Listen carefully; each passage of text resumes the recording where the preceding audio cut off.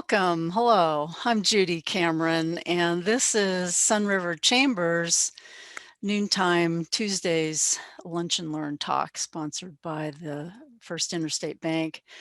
And I'm really excited about the video I'm going to share with you today. It's a gal who's a voice therapist, a voice coach, and she's actually written this book called Full Voice. Trying to read it backwards, The Art and Practice of Vocal Presence.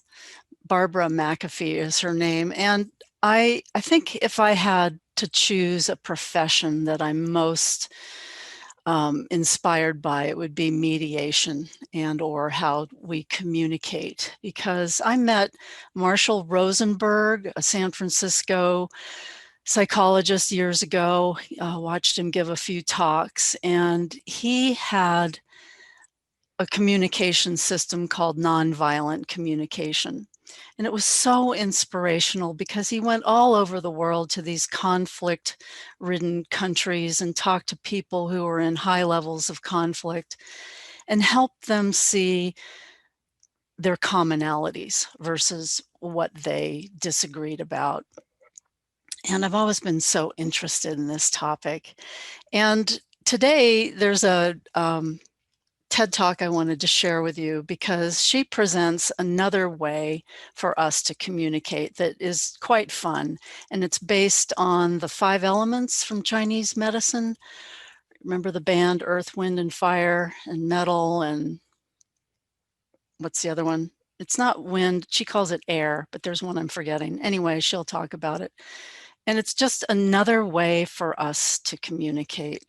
So what I do when I work with people with tapping, I've discovered, having been a research nurse for many years at UC San Francisco in cancer research, especially for women to be able to communicate our voice clearly. And I like the idea of communicating neutrally when I can, but sometimes I'm really sad or I'm really mad. And I like the way tapping helps us to release I also teach Qigong, so it's an energy tool to release our pent up stuck energy so that we can return to balance and have good health, including mental health, not just physical health. So I wanted to share this video with you. And then I have a couple of passages to read from her book afterward. So let's get the ball rolling here. When you were born, you cried, and the world rejoiced. Live your life so that when you die, the world cries and you rejoice. Most people live their lives. Most people go to their graves with their music still inside them. This troubling thought is what calls me to the work I do, midwifing voices into the world. Your voice is how you get your gifts from inside of you out. Nothing much happens in this world until someone gives it voice, either in speaking or in writing. That's why the words voice and vocation share a common Latin root, vocare, which means to call, invoke, or name. Wherever you are in your life story, now is the time for you to bring your gifts to this world. In my 12 years as an organizational consultant, every single group I worked with identified the same number 1 problem: communication. Now, once in a while, communication breakdown is caused by a toxic person with evil intentions. But most of the time, it's the case of well-intentioned people just misunderstanding each other. A syndrome I like to call woof woof, meow meow. So much miscommunication is caused by how we say what we say. And this is where voice comes in. By way of illustration, let me introduce you to 2 of my voice clients. Marcia was an up-and-coming leader in a large national corporation, and she had it all going on. She was smart, she was great with people, and she was like one of those visionary thinkers who could see the future long before anyone else. There was just one problem. She had a voice that sounded a lot like this. Until she did some serious voice work. It was hard to stay in the room with her. Marcia? Marcia, is that you? I think she came. Paul began his career working outside as a carpenter, where he learned to talk like this, just to get up over the power tools. But then he got promoted to a leadership position and moved that great big outside voice into an office. His clients and colleagues were either intimidated or exhausted by how he said what he said. Now listen, I know these are two very extreme examples, but most of us carry unconscious vocal habits that interfere with us doing our best work. Voice matters. Marcia? She's not there. Did you know your voice is telling all your secrets? Research has shown that the sound of your voice alone reveals vast amounts of information about you. Things like your physical size, your state of health, your mood, even your education level. Your voice has no concern for your data privacy. None. Learning to be more deliberate about how you use it will ensure that the messages you're sending are the ones you intend. In a moment, I'm going to invite you to explore your own voices. Be ready. But in the meantime, I'll tell you my story. It took me a long time to find my voice. I was that timid, awkward kid that sang in the good choirs and did a little theater, but I never sang alone in front of anyone, ever. I got dragged kicking and screaming into singing solo jazz in my 20s and struggled for years with paralyzing stage fright. A smarter person might have quit. The road that led from that place to today started at a voice workshop in Minneapolis in the late 1980s. At the time, I had a very strong story about who I was as a person and as a voice. At the time, I thought my voice ended right here. And what was beyond that was nothing. Boy, was I wrong. The teachers were from the Raitt Center, a group from the south of France that uses an innovative approach to open up the full range of the human voice. Now, one of those teachers, Shal Ryan, took me from where I thought my voice ended all the way up to here. That distance changed my story and the course of my life. How else was I wrong about me? What other gifts were lying dormant in my voice? I felt like I'd walked out of this tiny closet into a great big mansion, and what opened the door was my voice. I'm here today to open that door for each of you.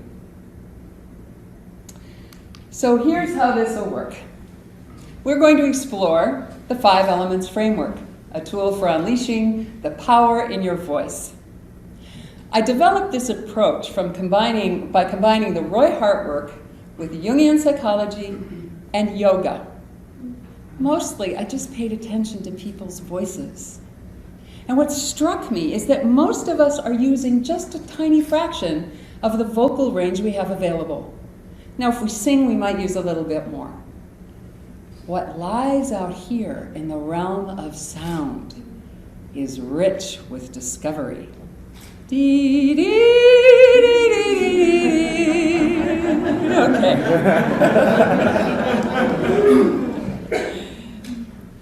So here's how this will go. I'm going to introduce you to 5 distinct sounds in your voice using the elements of earth, fire, water, metal, and air. I'll invite you to sample each sound by assuming a character that exaggerates it. So the character will help you really embody that sound now and help you remember it later. Then I'll explain how you can use it in everyday conversations, and then I'll wind up by showing you some famous people that exemplify that sound. You ready? Yeah. Good. The earth voice is our first voice we'll sample, and our character for doing that is the pessimistic Neanderthal. So just to get a taste of this, try making a yawny sound. Shouldn't be hard if you've been up studying late. Okay, try this. Oh, you're very, very good. All right, so let's just have a little Neanderthal beauty party. Try this. Oh no! Oh, that's very good. Oh no! And really pathetic now. Oh no! Notice how that sound makes you slower and heavier. Yeah. The more subtle form of the earth voice is perfect for projecting authority and getting grounded. I'm using it now. Do you hear that? Anytime you need to command respect or stand your ground, earth is the right choice. So let's do a little experiment. Try saying, no. No. No. No. How you say, what you say, makes all the difference. Here are some famous earth voices. I'll be back. Now we're going to sample the fire voice with the help of Luciano Pavarotti. Okay, so we're going to have a little call and response opera on the topic of lasagna. All right, so try this. Lasagna. Try it. Lasagna. Fantastic, very dramatic. Lasagna. Okay, here. Lasagna. Fantastic, and the grand finale. Lasagna. Lasagna. Whoa! Do you notice how that fills your body with energy and fills the room with energy as well? Arr. The more subtle form of the fire voice is perfect for expressing passion and personal power. I'm using it now. Do you hear that? Say yes. Yes. Thank you. It's a really good choice for public speaking or any other time. You really need to be seen and heard. Now, Dr. King's I Have a Dream speech is the perfect example of a fiery delivery, right? Can you imagine if Dr. King had gotten up there and said, I have a dream? No, you can't. So here's Dr. King and some other famous fire voices. And please note that Mick Jagger and Tina Turner have the exact same mouth. How about that? On to our third voice. We're going to sample the water voice using our friend Julia Child. All right, so just try this. Try saying, hello, hello, hello, hello. And a couple of glasses of Chardonnay in. Hello, hello. Now, please don't assume I am suggesting you walk around talking like Julia Child. Heaven forbid. In its more subtle form, the water voice sounds like this. It's warm and flowing and comforting. It's a good choice for when you want to express anything from your heart, like, that sounds hard, or good job, or I have bad news. It's also the right choice for extending an apology. We have all heard, I'm sorry! In just the wrong tone, have we not? Here are some famous water voices. Now, try to imagine if Mr. Rogers had come from the Bronx. It's a beautiful day in the neighborhood, a beautiful day for neighbors. That would just not work. I can hear my mother saying, don't encourage her. Okay, on to the fourth voice, metal. And I call this sound metal because it's bright and sharp and it cuts through anything. So to sample this, let's be irritable Siamese cats, shall we? Try this.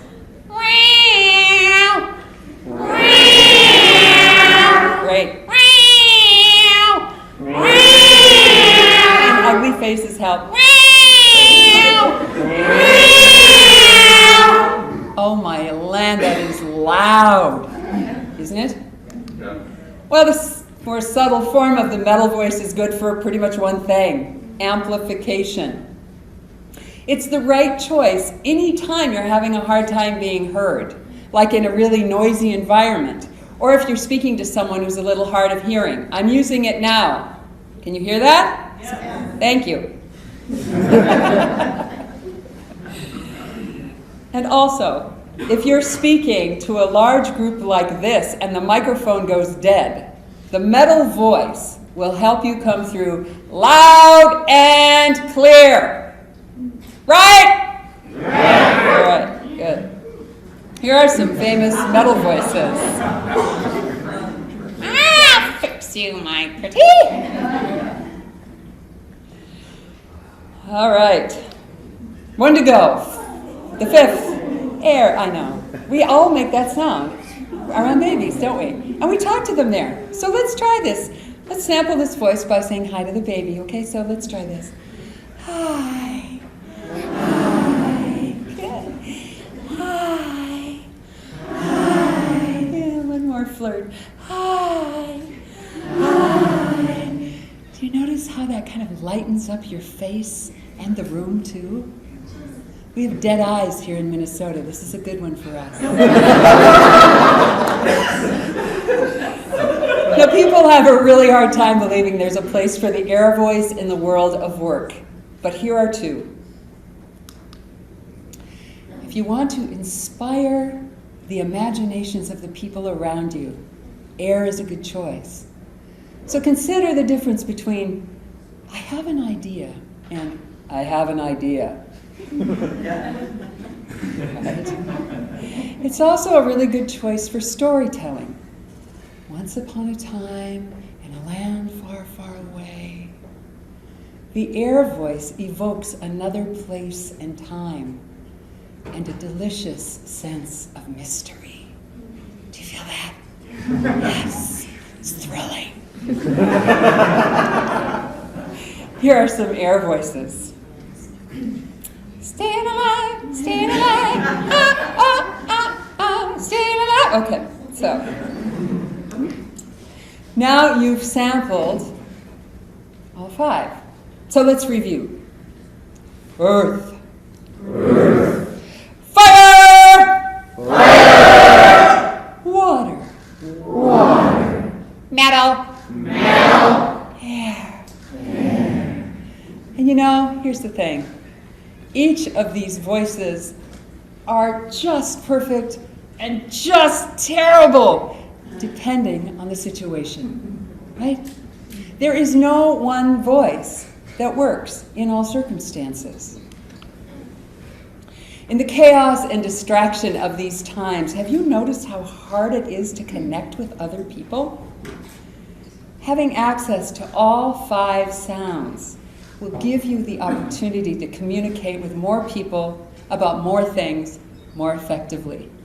You'll have more choices in your voice. Now, before I end, I want to say just a few words about our collective voice. As important as it is for you to find your own individual voice, you need to remember that we are part of a living web of relationship. Group singing can teach us so much about how to live and work well together. It breaks us out of our insular little worlds and gives us a visceral feeling of belonging. We'll have a chance to sample that experience in just a second. To free the voice is to free the person. I know that is the absolute truth. I have witnessed it over and over again. I hope you will set your full voice free to express your gifts in this world, and that you will hear the support of this community singing you onward as you do.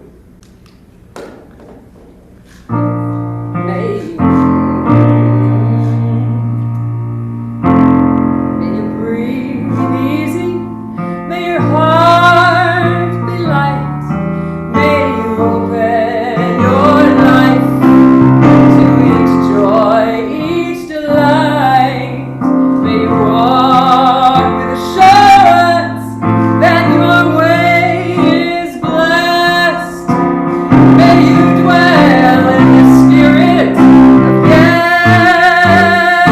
Here we go, one word, one note, give it all you got.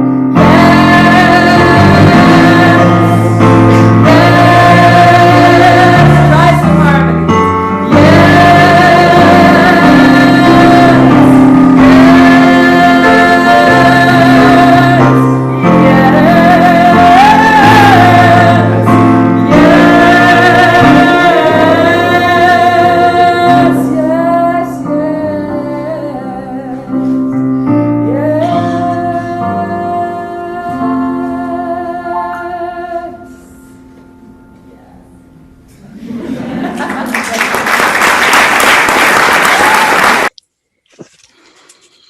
I wanted to read a couple of passages from her book before we end. And I'm not quite sure what the thing was with the bottles, if it was a water company that was hosting the TED Talk or they had a recycling event that week. I don't know. But she talks about storytelling. And I thought this paragraph was so interesting.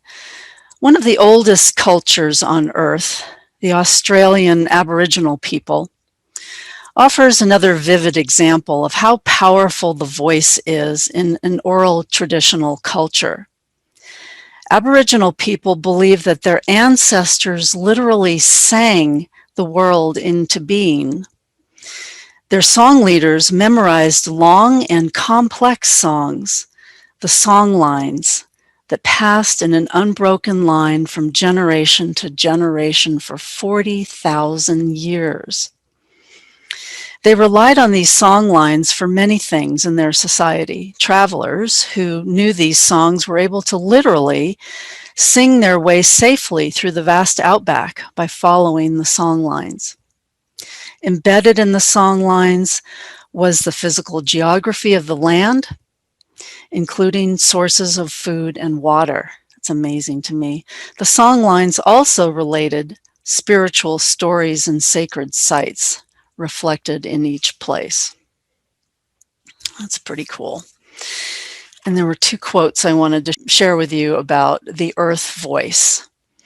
The first is a Lebanese proverb, and it says, "Lower your voice and strengthen your argument." And then Walt Whitman says, "We convince by our presence." I like that a lot. And then lastly, at the end of the book, she invites us to, the last chapter is called "The Case for Singing and Poetry." Just a couple of paragraphs. As you've discovered from many of the stories I've told so far, singing offers a natural next step for bringing the gifts of the 5 elements into everyday speech. The extreme sounds we open in the 5 elements framework get narrower as they get channeled into song. Believe me, I'm not out to transform you into a pop star or opera diva. What I am interested in is helping you bring the breath, the energy, and aliveness of singing into how you speak. When you sing, you use the same exact physical structures as when you speak. Singing is just speaking in very slow motion. For all of the trepidation and panic people bring to the idea of singing, the physics works exactly the same. Singing uses significantly more air than speaking. I didn't know that, but I guess that's true. Yeah. Your voice encompasses a much broader range of sound.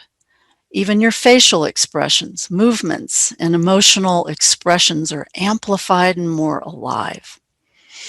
More areas of your brain are engaged when you're speaking.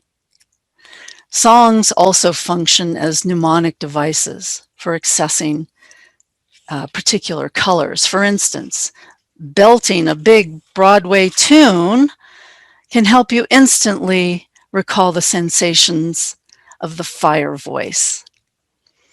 A bluegrass ditty takes you back to that twangy metal sound, and an Irish tune can instantly reawaken your air sound. So I think I'm going to start singing more. And lastly, on poetry. Now that you've brought your new sounds into song, it's time to bring them one step closer to your everyday speech with poetry. As an art form, poetry inhabits the territory between song and ordinary speech. Each word carries more weight. Images are more vivid. Surprising turns of phrase take time and space for the listener to integrate. Poetry is a musical form of speech. Poetry has the power to open the heart as well as the mind.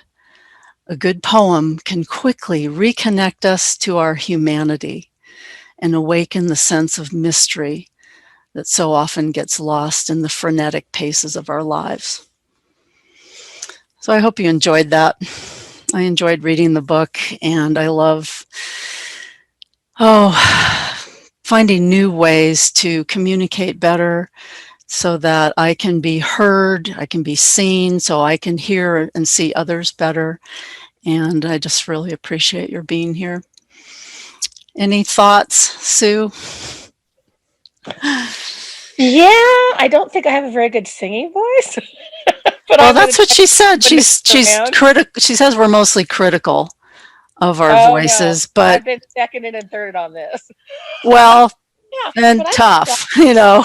I'm gonna watch the video. I know I'll do it alone. You know. Yeah, that's the I'm thing. alone now. Yeah. There's something joyous in it, whether we're very good at it or not. I'm not. Well, I very did good it with either. her, and I loved it. I know. Lasagna. She makes us all sound good. Well, thank you for joining me.